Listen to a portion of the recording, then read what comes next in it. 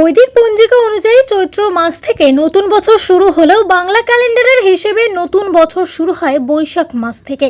আর কাল চৈত্র সংক্রান্তি, তার পরের দিনটি পয়লা বৈশাখ। আর আজ দেখা গেল একদমই অন্য রূপে বীরভূমের বক্রেশ্বরের বিজেপি প্রার্থী তথা প্রাক্তন আইপিএস অফিসার দেবাশিস ধরকে ইতিমধ্যেই 18তম লোকসভা ভোটের দামামা বেজে গিয়েছে গোটা দেশ জুড়ে। আগামী 19শে এপ্রিল থেকে শুরু হচ্ছে লোকসভা নির্বাচন। ইতিমধ্যেই সমস্ত দলের প্রার্থীরা নেমে পড়েছে ভোটের ময়দানে। শুরু হয়ে গিয়েছে জোর কদমে প্রচার কর্মসূচি।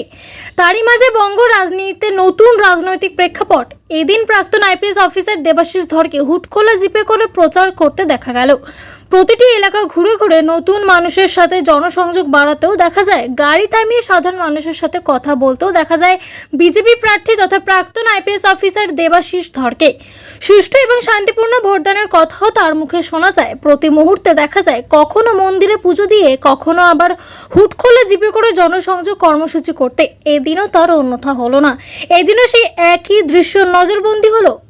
ব্যুরো রিপোর্ট, খবর 3 ভোট।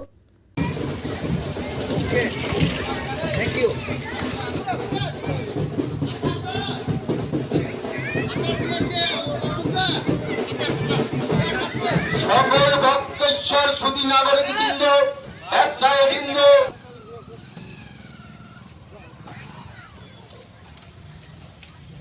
সকল ভক্তী মানুষ সকলকে ভারতীয় জনতা পার্টির পক্ষ থেকে অনেক অনেক অভিনন্দন। আগামী